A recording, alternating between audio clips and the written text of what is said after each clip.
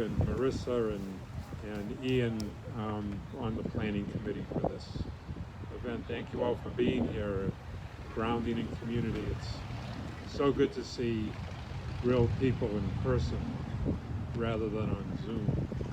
So thanks for being here, and we're grateful for this time and this beautiful day we've been given to share this experience together.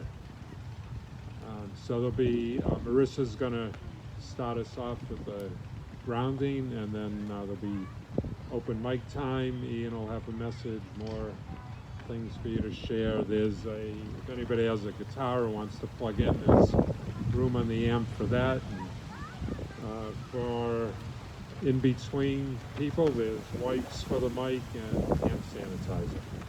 So enjoy the afternoon. Thanks.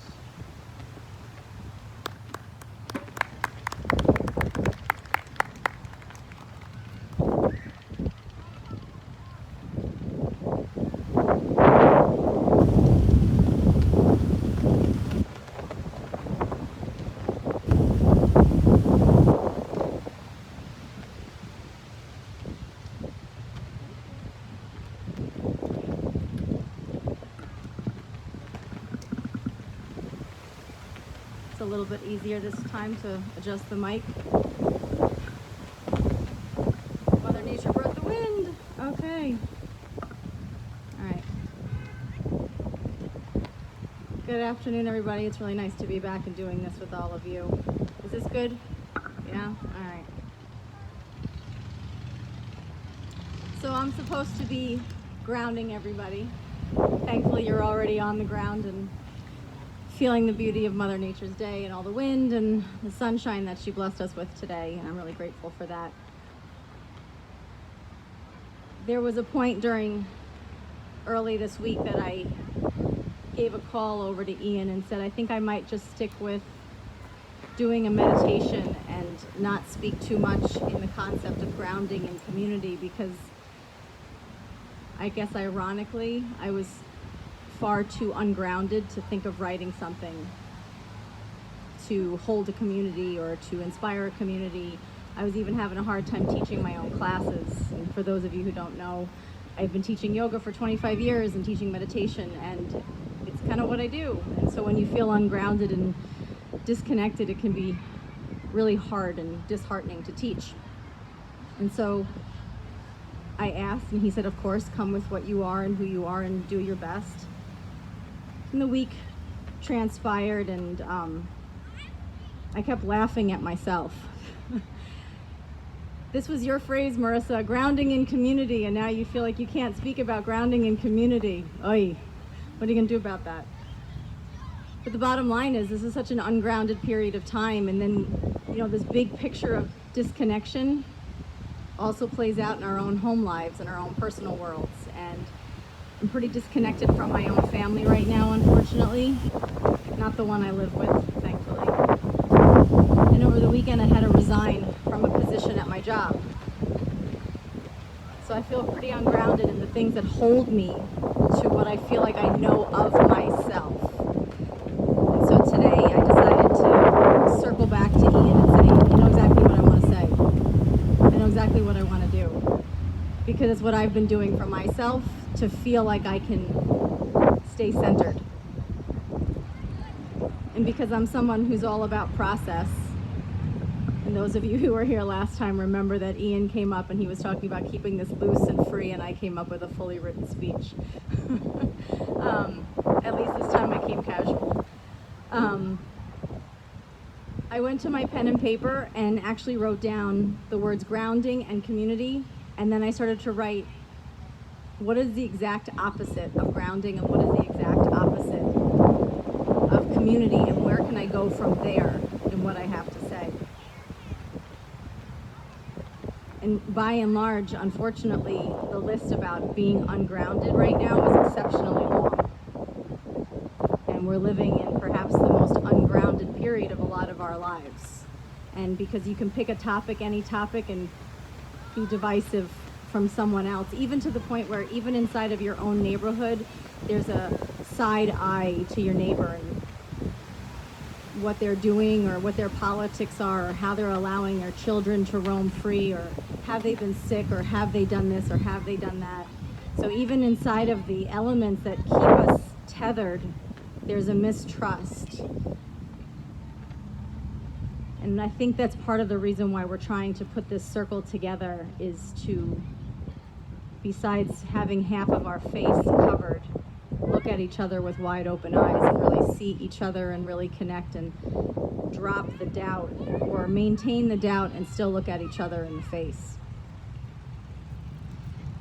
I thought about what are the things that typically keep us grounded together, even when there's nothing that really connects you to someone else. And honestly, one of the pieces I think that helped or harmed people over the spring was the simplicity of talking about basics, like, hey, did you see that game last night? Well, the answer would have been no, because there was no games on, right? For someone who's like a crazy basketball fan, not being able to watch and talk about basketball was really hard. And it is something that connects people that have nothing to talk about. You show up in a t-shirt that has your favorite team on it, you sit next to somebody on the train at the very least. You could even talk about why you don't like the same team, but you're still talking about something that speaks the same language. And the past 6 months have shown us that a lot of times we're in absent of a same language or a similar language, and then even the little ones that we have, we were not able to speak about because they almost became like those push button topics that those of us in the doula community say those are things you don't talk about with other parents. Don't talk about whether or not your baby sleeps in bed with you. You're looking for a fight. Don't talk about your vaccine schedule. You're looking for a fight, right? We lost the ability to talk about the easy stuff. All that was left was the hard stuff. So we all just stopped communicating.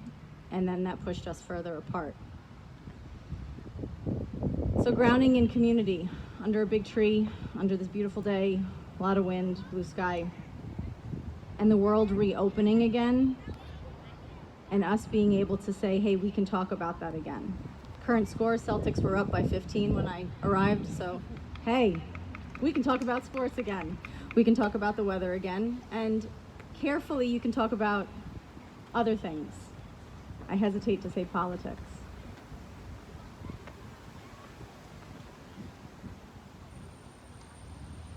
When I was still writing my list about the opposite of grounding and the opposite of community, two of my favorite quotes came to mind just immediately. And one of them I have to assume most of you probably know, or many of you probably know. And it's by Viktor Frankl.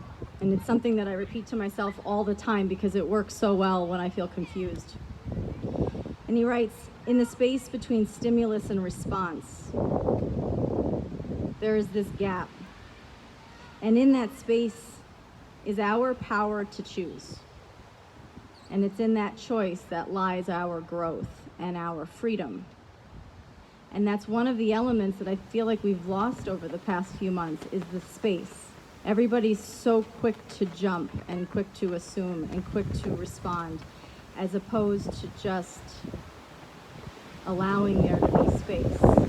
Allowing even there to be space for the unknown. And that's something we keep seeing, especially on the news and in television. We look to people who are our leaders and you just expect there to be a constant known, and that's just impossible. And then I thought about, and I'm such a woman, I'm such a Brene Brown, oh my God, I'm in my mid-40s woman fan. If she did show up, I would have to leave the mic. When she interviews people, she always finishes her interviews and she asks a number of free-form questions, and she usually asks this question.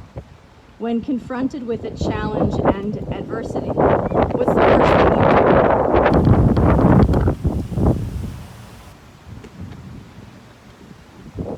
And I've thought about how I would answer that if I got to be sitting with Brene Brown giving an interview. And I'd like to think that I would answer, take a deep breath. Oh my goodness. Take a deep breath. Allow there to be space. Allow there to be a moment, even just before I answer, like, what do I really want to say? Allow there to be a pause. And so I feel like the way to wrap my mind around what I wanted to say today was to ask everyone to make space, to take time to breathe, to take time to look, to take time to watch each other, to take time to make sure that the person you're smiling at behind your mask can actually see the corners of your eyes go up, to actually take time to say to people, hey, how you doing? Did you see that game last night? Great weather we're having. As opposed to hiding behind the masks. And sometimes we have to actually breathe to do that. We have to take that pause and feel like we're going to be heard, we're going to be received, we're going to be accepted in making ourselves vulnerable and speaking with other people.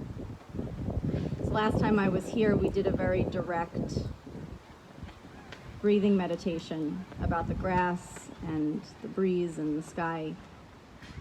And instead this time what I thought I would do is ask you to get comfortable, lay down if you wish, stay seated if you wish, but definitely get into a position that you feel is meditative. To close your eyes and begin a deep breath while you listen to a very old metta prayer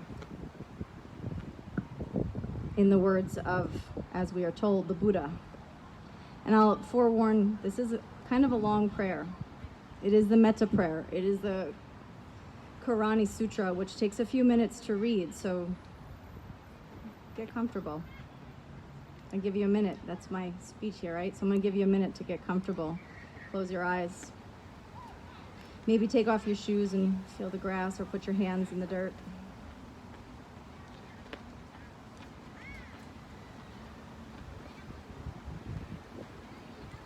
It begins.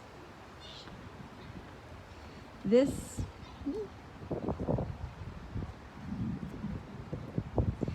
is what should be done by one who is skilled in goodness and one who knows the path of peace. Let them be able and upright, straightforward and gentle, humble and not conceited, contented and easily satisfied, unburdened with the duties and frugal in their ways, peaceful and calm, wise and skillful, not proud and demanding in nature. Let them not do the slightest thing that the wise would later reprove. Wishing in gladness and in safety, may all beings be at ease. Whatever living beings they may be, whether they are weak or strong, omitting none, that the great or the mighty, medium or short or small, the seen and the unseen, those living near and far, those born and to be born, may all beings be at ease. Let none deceive another or despise any being in any state. Let none through anger or ill will wish harm upon another. As a mother protects with her life her child, maybe her only child, so with a boundless heart should one cherish all living beings, radiating kindness all over the entire world, spreading upwards into the skies and downwards into the depths, outwards and unbounded, freed from hatred and ill will. Whether standing or walking, seated or laying down, free from drowsiness, one should sustain this recollection. This is said to be the sublime abiding. By not holding fixed views, the pure-hearted one having clarity of vision, being freed from all sense of desire, is not born again to suffer in this world. May I be free. May all beings be free. May I be released from suffering. May all beings be released from suffering. May I know true and unending love. May all know true and unending love.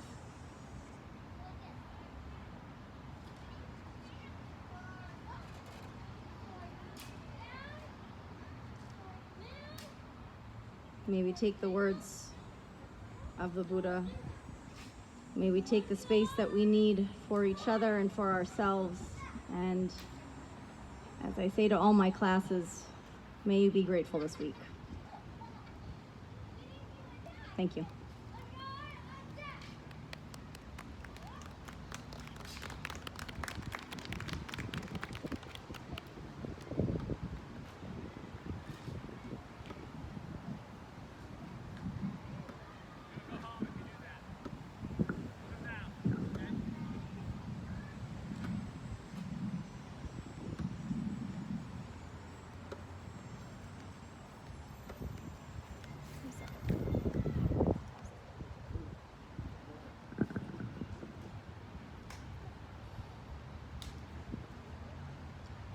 Thank you, Marissa, for bringing us here into this moment and bringing us out of the ungrounded time we're in into this time where we're together and we're here in a spirit of compassion. One of the ideas behind grounding in community is to have what we're calling a spiritual open mic. And what I'm hoping for this is similar to something like if you were going to go to a church service or a synagogue, service, and there's that time where you have a time for prayer. So when you're throughout the week, if something is coming up, you're more inclined to open your heart to being a part of whatever's happening in your life, because you know at the end of the week you have an opportunity to get support and share that prayer and know that others are going to be with you. It really supports prayer practice. What I'm hoping for this spiritual open mic is that throughout the month where we're living our lives, until we come back here, this spiritual open mic will encourage us to get in touch with our truth. It will encourage us to find that poem that really speaks to what's happening in our lives, or to notice a story of grace or forgiveness in our lives and bring that back, or some other truth, a poem, a song that we're really resonating with. So that's what I'm hoping this time will help to create, a dynamic where each of us is encouraged to know there's a place for your truth to be shared and to really be heard. So that's what this spiritual open mic time is about. And I know that a few people are ready to share today. I'm thinking maybe first we'll have someone share a song, and then I know Carol is going to speak. I think Arthur is prepared to speak. Alicia might be prepared to do a song. No, Nadine is prepared to do a song. Okay. Francis is prepared. Okay, great. So we'll kind of mix it up. If you want, it's open, so anyone can bring something into it. But let's start. If you're ready, we'll start with Nadine.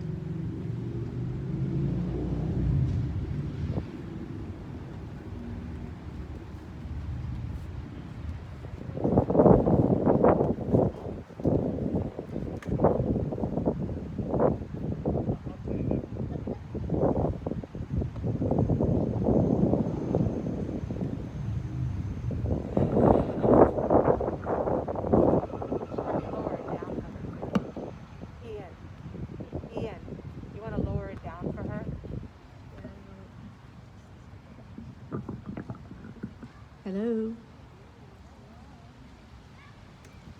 don't know what to do with my mask. So I'm just going to take a moment and take a pause and take a look at it.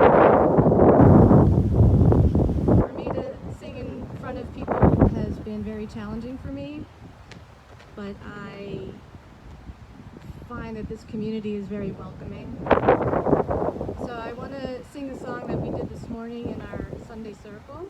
It's very simple, and the words are, what are they? What we need is here.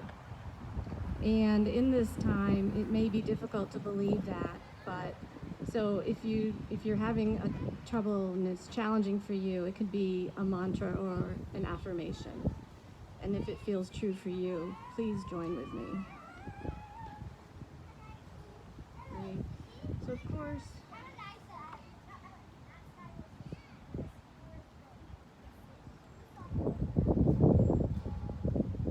sorry, just gotta check the tuning.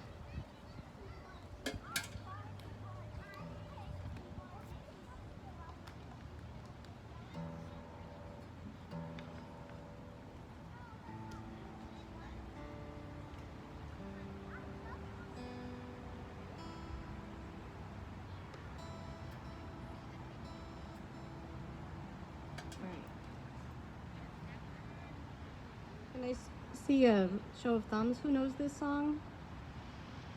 Please feel free to sing it with me. Sing loud and proud. I don't know why my guitar doesn't sound like it's on key, but...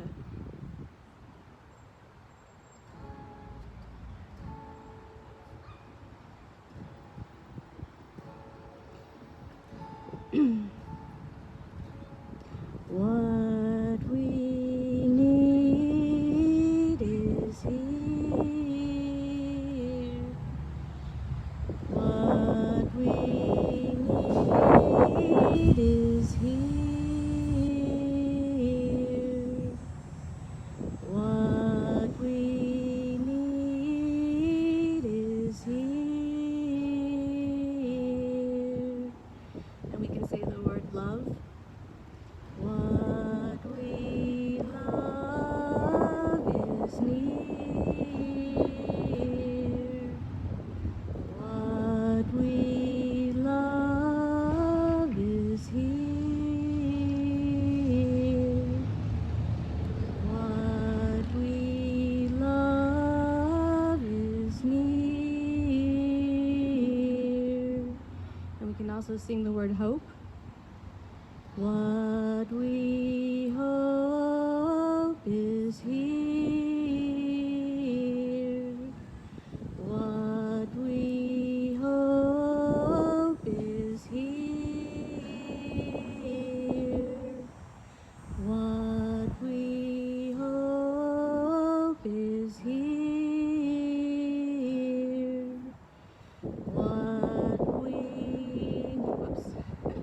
What we need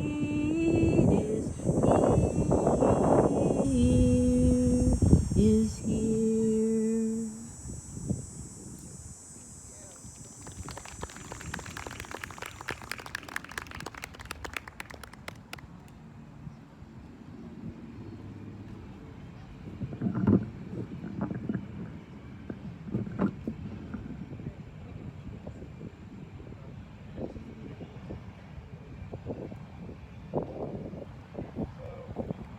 I'd like to invite Carol. I won't use the mic because then I'll have to like.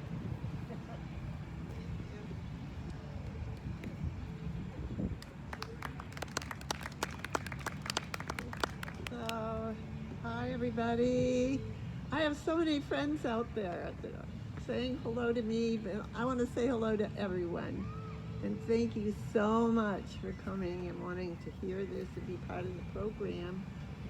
So already 2 speakers have talked about being grateful, and I'm sharing the same thing with you, being grateful to be up here, to have you know that this is not my comfort zone, but I've been hearing the message that I need to learn how to do this. So here it goes. Whatever comes out will be a story about why we are bringing Be the Peace as a new program to the Spiritual Center.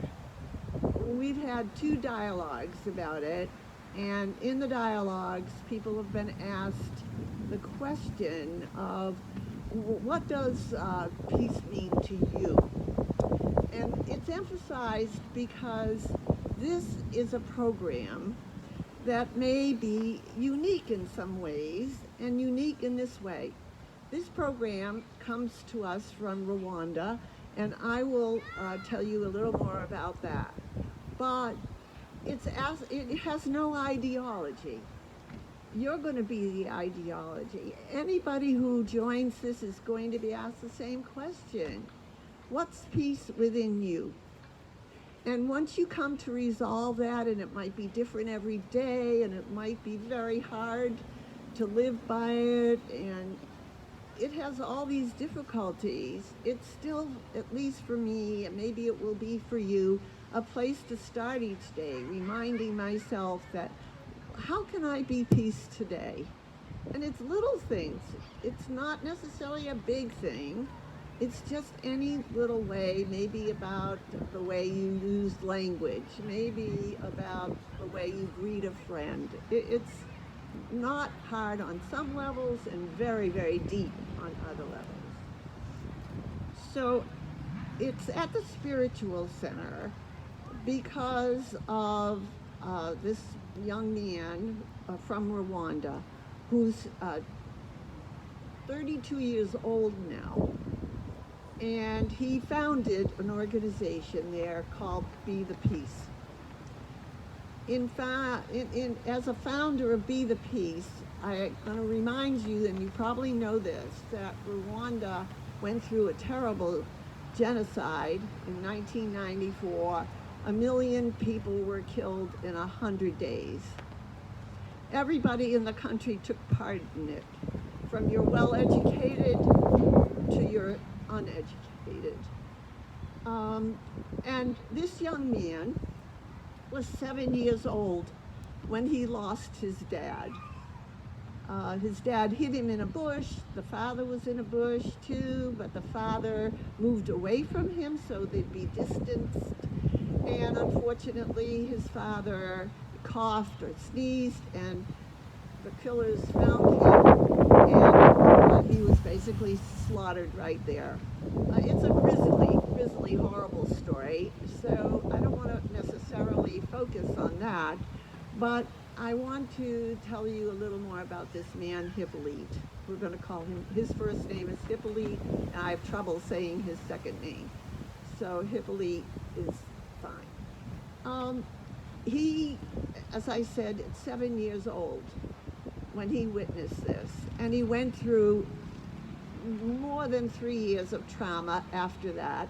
Fortunately, he found his older brother, and they lived together, hidden under banana leaves and in their grandmother's house, because they had to live in silence. They didn't know who was outside the door. The killers had the list of names of Tutsis whom they needed to kill, and so they just couldn't even, I don't know how they lived. They couldn't cough even. But so he survived this, and he eventually reunited with some members of his family in a refugee camp. But in the process of growing up, he found that he couldn't go back to school because he didn't have $5 to take the bus. He used to go back to where his father was slaughtered, and one day, out from a building nearby, came this man towards him. He didn't know if he was a friend or a foe, but he came out towards him, and he said to him, why are you here, Hippolyte? Why are you by yourself here? And so Hippolyte told his story, and he it turned out this was a doctor, and he was not from Rwanda, he was from the Congo, which also was part of this horrible genocide. And the doctor was impressed with Hippolyte.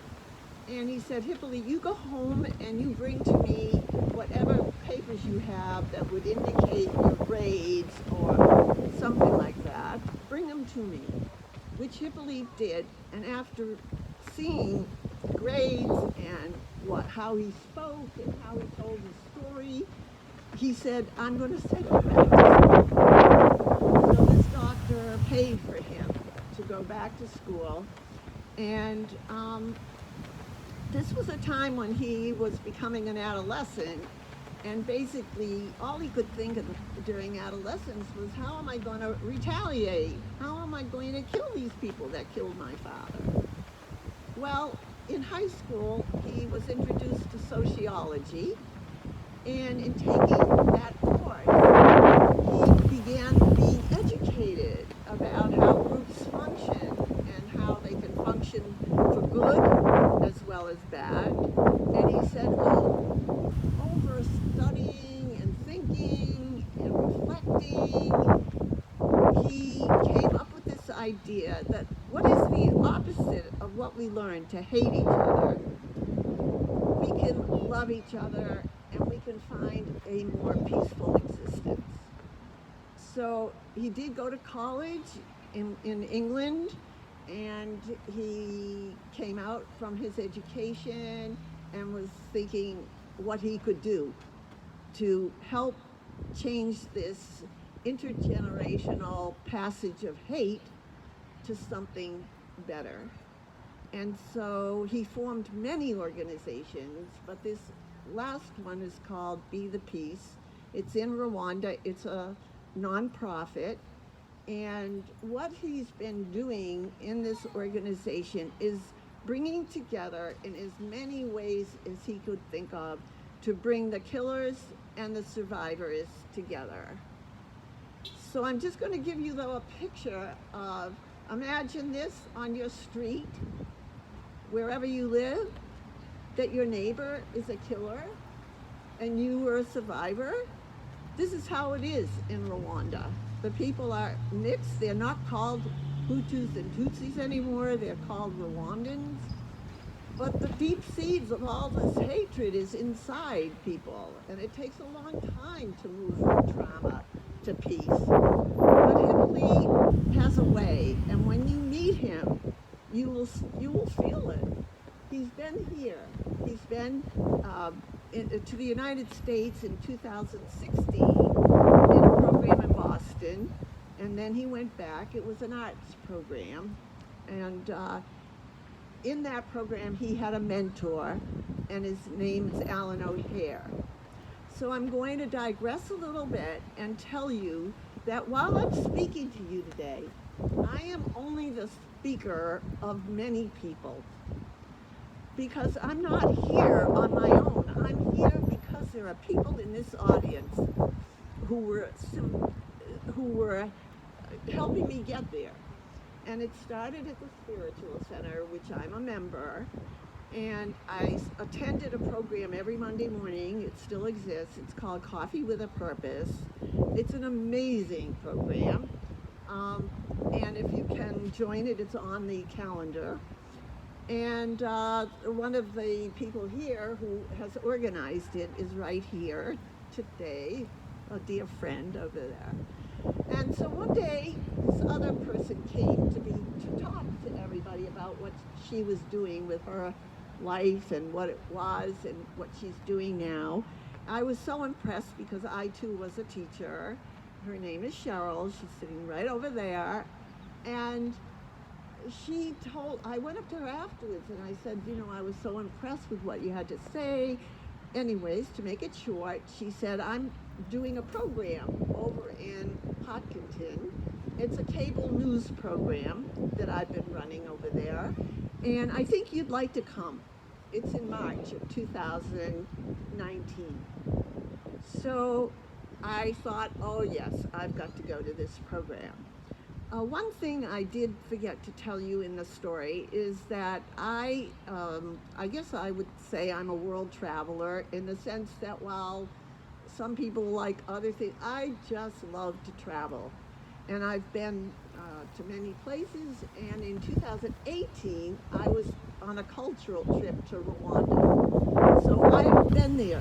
I have been to where Hippolyte, without knowing Hippolyte at all, I've been to where his father was killed. I've been to a village, which I can tell you about, but 23,000 people of killers and survivors living together. And I've been to many other, the museums and whatever.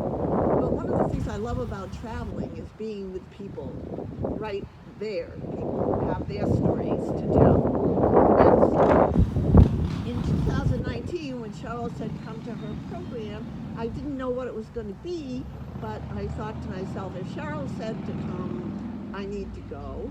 And I did. And it was a panel that was to talk about, it turned out to be, one of the topics was peace.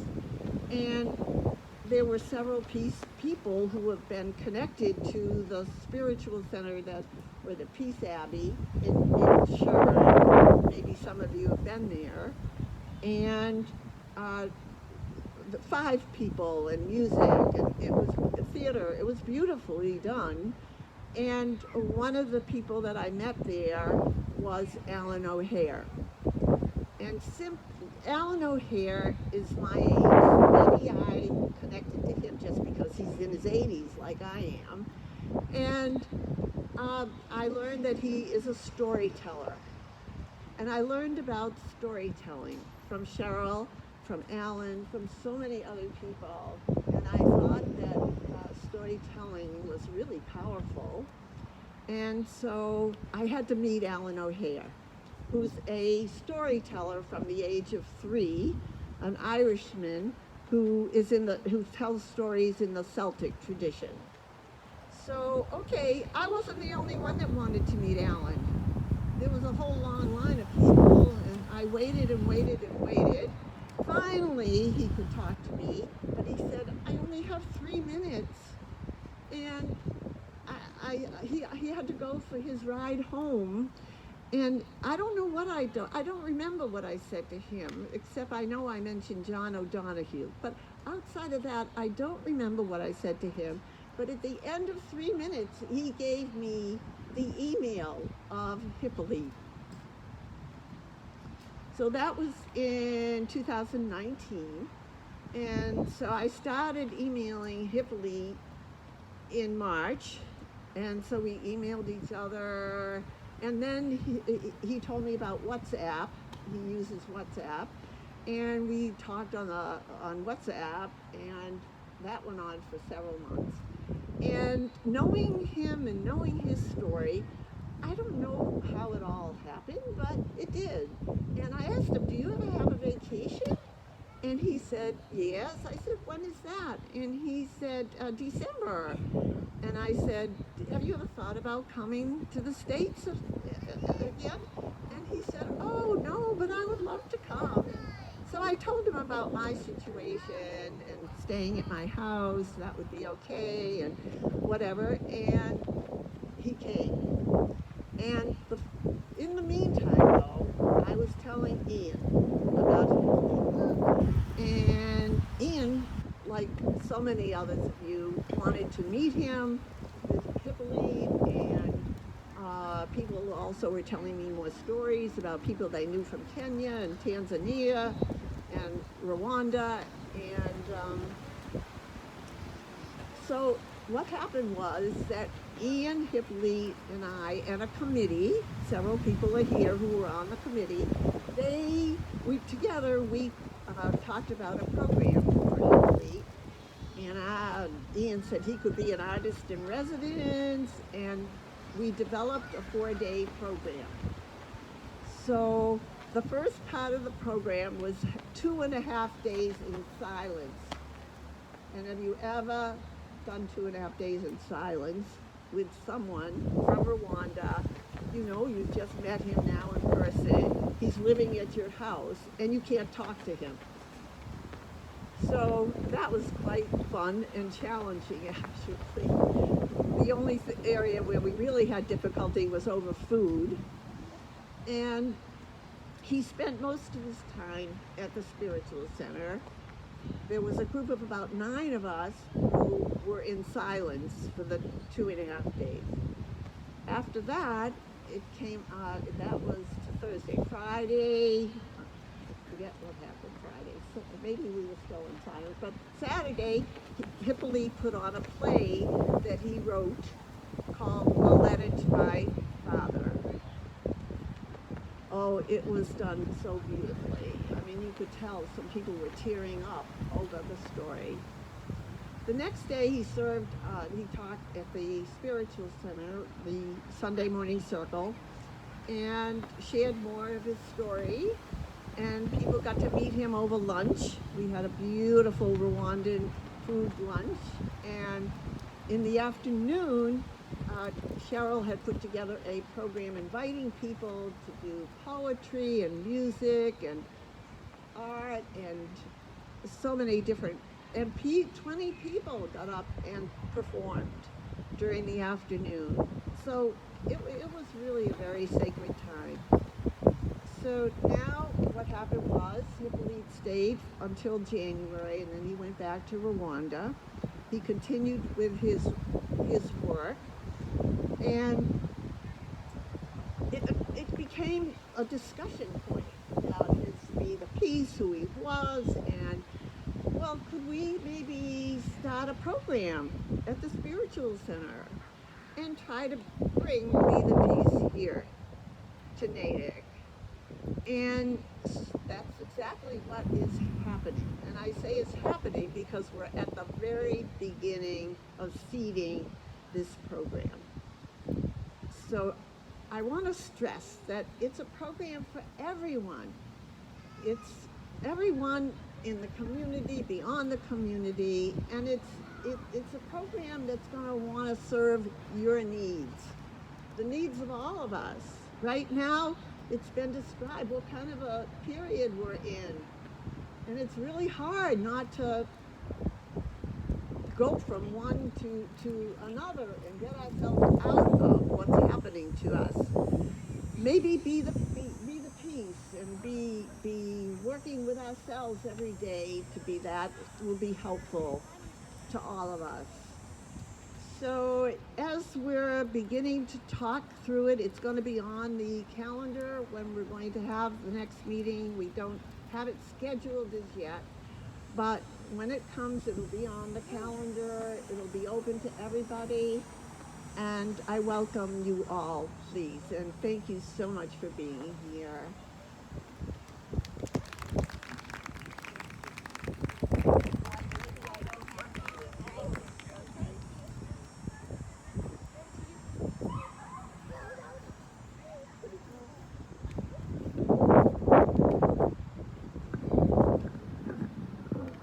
Thank you, Carol, for sharing. There's a lot of energy in the community around this theme of peace, and we hope to see the momentum continue to build around that. I would like to, at this point, we are going to have more open mic time. I think it would be nice to do maybe this movement segment that Eve planned, and then we'll go back to the open mic. Can I see who wants to share? Who wants to share something in the open mic? Francis, a song, and then maybe this gentleman here. And we're talking about anything that we think is true.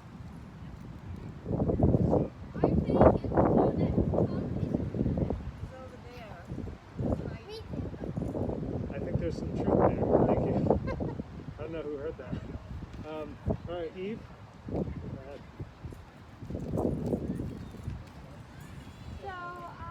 My name is Eve Pastorelli, and I'm going to lead you in a mindful movement practice. Usually my voice is loud enough for everybody to hear me, but okay. So I'm going to lead you in a mindful movement practice. It's based in Qigong, but since I'm not a Qigong teacher, I don't want to say that I'm teaching Qigong. I just want to tell you that I'm teaching my impression of what this practice is. You're welcome to stay seated in your chair or on the ground. You can certainly do, most of it is breathing and moving your arms. If you're going to be standing, there'll just be some gentle plie-ing and standing up again and unplie-ing. So please stand up if you like. Come and everybody join up. I have to step away from the mic. It's not possible. Hold on. Give me a second.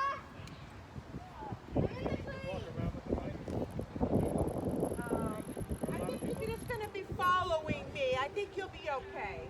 And I'm going to invite the drummers to join in as we get going a little bit. There's a little background music.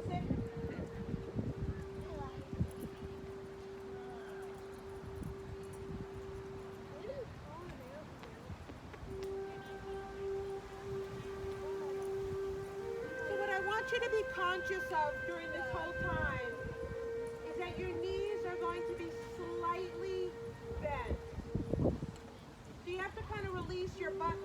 a little bit. So that when I tell you to stand up, you don't walk your legs back up straight again. So you're going to be standing, and at times you're going to plie gently. So just try that. And then when you press back up, don't lock your legs out. Let them be soft again. Okay, arms are going to rest by your side, and we're just going to take 3 breaths in and out with your nose. So breathe in deeply with your nose. Breathe out with your nose. Let yourself go soft.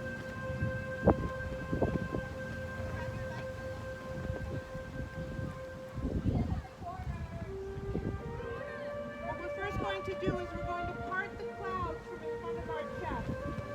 So we're going to lift our arms up. We're going to bring the backs of our hands together. We're going to bring our hands in. We're going to push out and press away the clouds that are blocking your chest, your heart. Give yourself some space, and your arms will come down. Lifting in. And breathe out. Breathe in. And breathe out.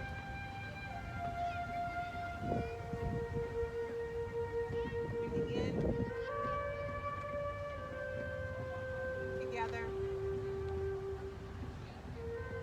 Breathe in and press out and open. Press away the clouds. Clear space for your heart, for compassion and love. And breathing out. And one more time. Floating the arms up.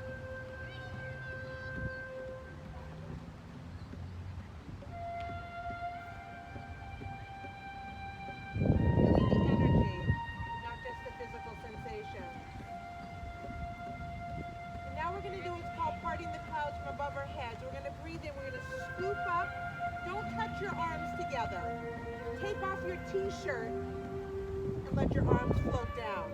And I'll have a gentle bend as I come down. Breathe in, up, slightly straightening. Clear away the clouds and let the sun in. And breathe out. Breathing in. And breathing out.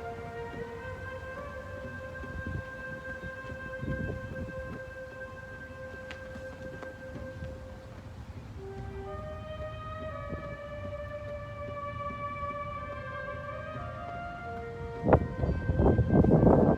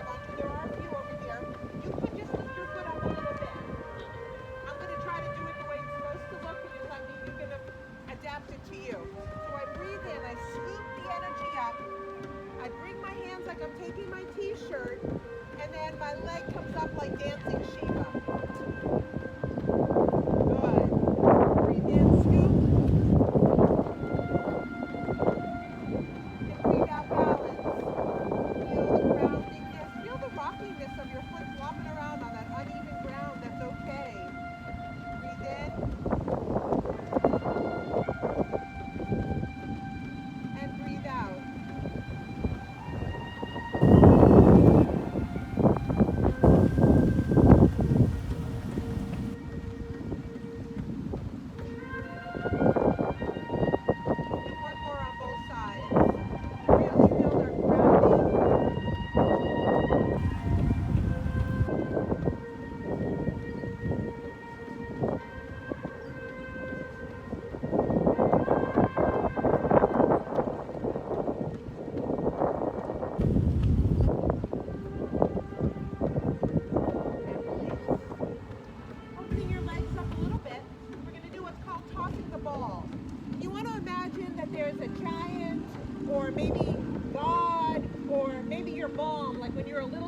going to be behind you, and you're going to hold the ball in your hand, and you're going to reach back and toss that ball up there over your shoulder.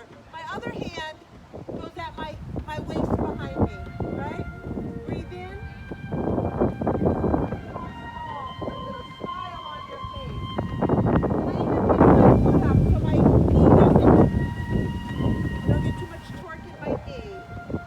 And feel joy. You can even grin. I can't see when you're happy. I find this one makes me want to smile. You can just go at your own speed. You don't have to go with me. Breathing in as you cross. Toss the ball up and release it. Smile up there. Allow yourself to feel childish, childlike, joyful and free.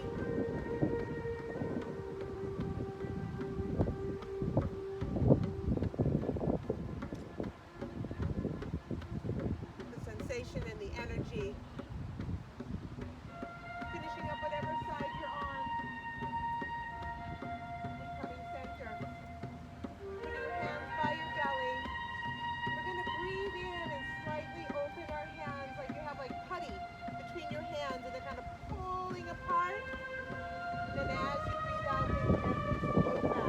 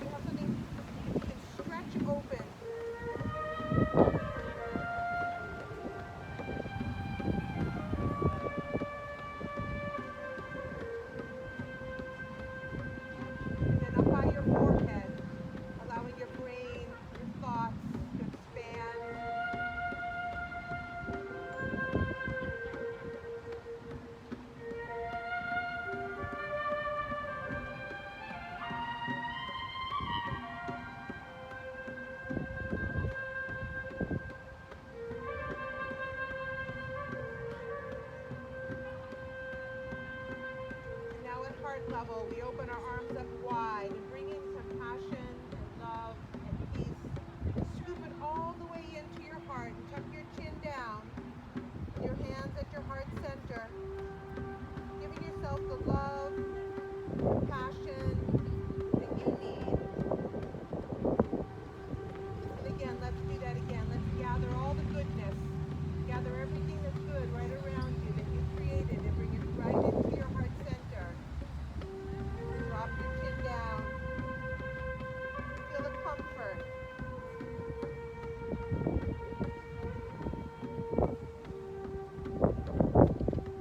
Let's do that one more time. Breathe in, opening, expanding, allowing, accepting. Breathing out, hands to heart center, chin down.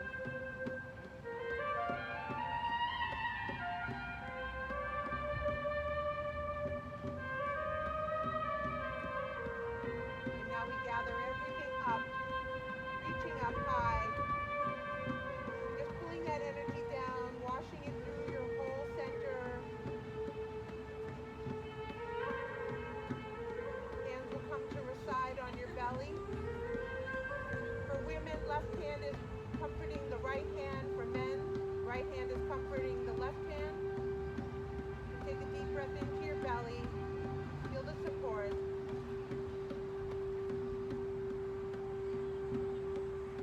And release. Hands down.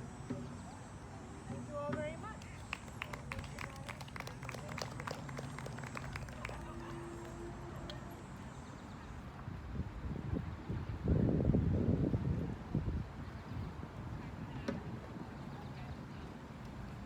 Eve, thank you so much. It was wonderful.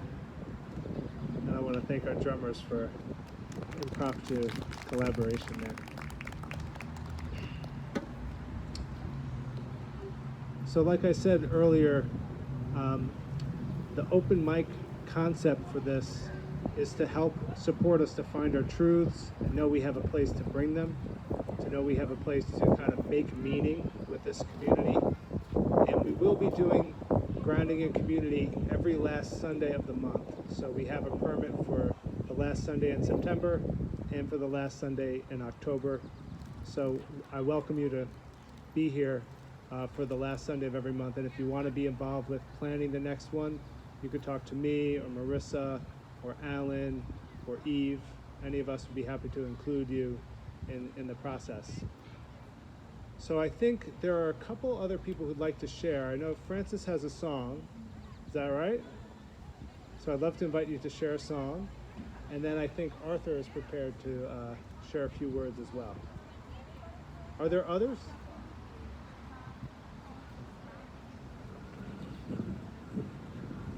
So Francis. And does everyone know each other at this thing? Maybe not. So why don't we just take a moment as Francis comes up and maybe just while maintaining distance, just say hi to someone around you who you may not know.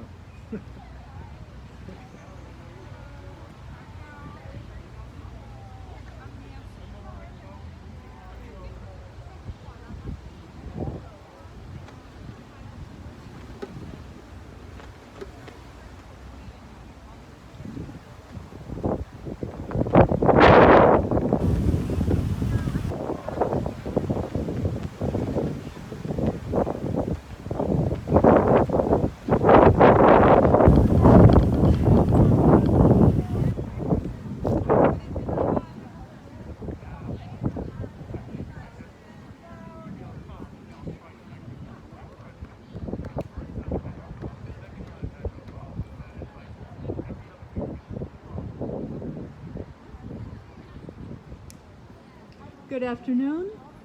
I'm Fran Pollitt. I live in Wayland. I'm a member of the Baha'i Faith. This is a prayer. I'm going to say it first, and then you're going to be part of my practice team. I'm practicing singing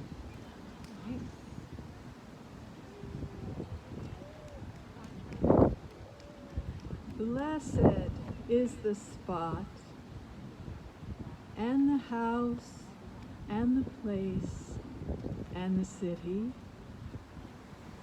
and the heart, and the mountain, and the refuge, and the valley, and the land, and the sea, and the island, and the meadow, where mention of God hath been made, and his praise glorified.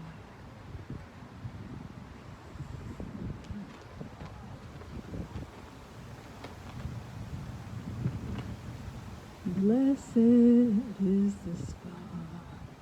Oh, blessed is the spot, and the house, and the place, and the city, and the heart, and the mountain, and the refuge, and the cave, and the valley, and the land, and the sea, and the island, and the meadow, where mention of God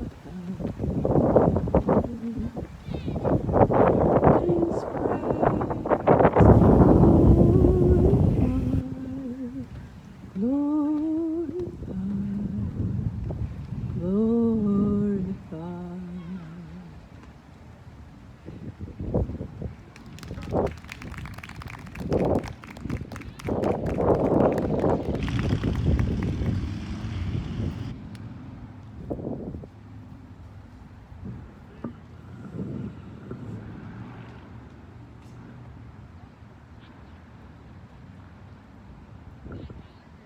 Is there anyone else that wants to share something?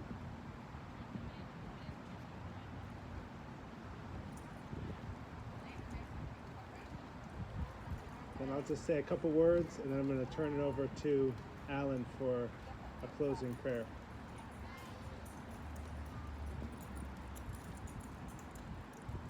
I would like to say that our hope with this gathering is about community building. It's about creating a connection between the people who are here so that we can support each other in the difficult times that we're in. We're really living in times that present an array of challenges, including in the political dimension. We're headed towards a very contested election season, and we all know the strife that is coming with that as it's bubbling up. And we all know that many of us are struggling financially with our jobs. It's an uncertain time. And there's health concerns, both collectively and personally, that people are really facing in this time of the pandemic. So part of the reason why we're doing Grounding in Community is to cut through the isolation, that we can, in a safe way, come together. And we'll plan to do this every month so that we could have connection and grow connection, so that we can begin to, develop that sense of the community that can sustain us in a difficult time. We really need this. We are, as human beings, we're vulnerable. We are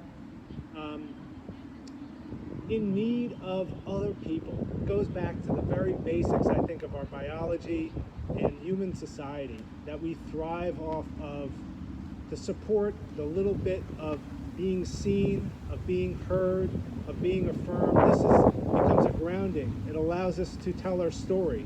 It allows us to connect the beliefs we hold in our heart into the words that we speak, into the way that we live. And it's so important for us to be able to come together and say what is true for us, to pray, to meditate, to ground, to move in ways that center us and help us to really live life fully as human beings. One thing I've been reflecting on is this whole question of permanence and impermanence. Nothing is permanent. It's true. Buddha taught us. Many great teachers have taught it. We're like a float in the wind. Life is not permanent. And yet, we're here for a short time, and how are we going to live in this short time? And I've been thinking about, are we penciling in our lives somehow? Living very tentatively, everything is penciled in, everything could be erased, or are we at least using a permanent marker? Now, I'm not saying it's permanent in the permanent sense, but when we're living here, I have this feeling that we should live boldly, that we should be living our truth. That would be like living the permanent marker, would be living our truth. Expressing love, that's risky. Expressing peace, showing up in a way of life that, makes a difference in our world, that has an impact. And to do that, we need each other. We need support.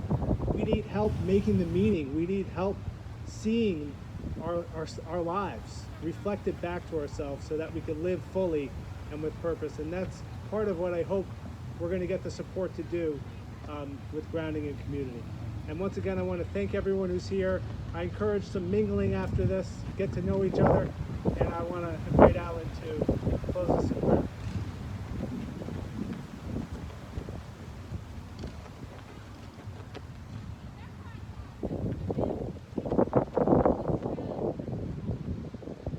Thanks, Ian, and thank you all for being here. Really making it real. We can sit and plan, but until you show up, it's not happening.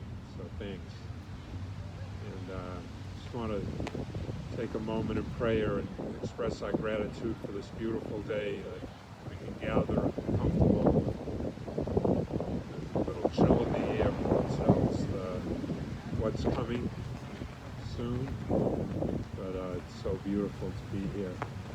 And as Ian said, there's a lot of other stuff happening in the world that I want to bring Eve's message of love, peace, and compassion to, with people recovering from the hurricane down south and people fighting and having the effects of the fires on the West Coast. needless to say, the virus and also the racial injustices on our streets and the protests and all that's going on. You know, there's plenty of people who can't sit here. This morning I was with the people experiencing homelessness in Waltham and being with them on what they have. So I just want to take a moment to steal Eve's thing and ask you all to join me in bringing your hands out and pulling in all of the love, peace, and compassion into our hearts as Eve instructed us, into our heart center, and then as we exhale, just letting it out into the world, which is so in need of all of our love, peace, and compassion.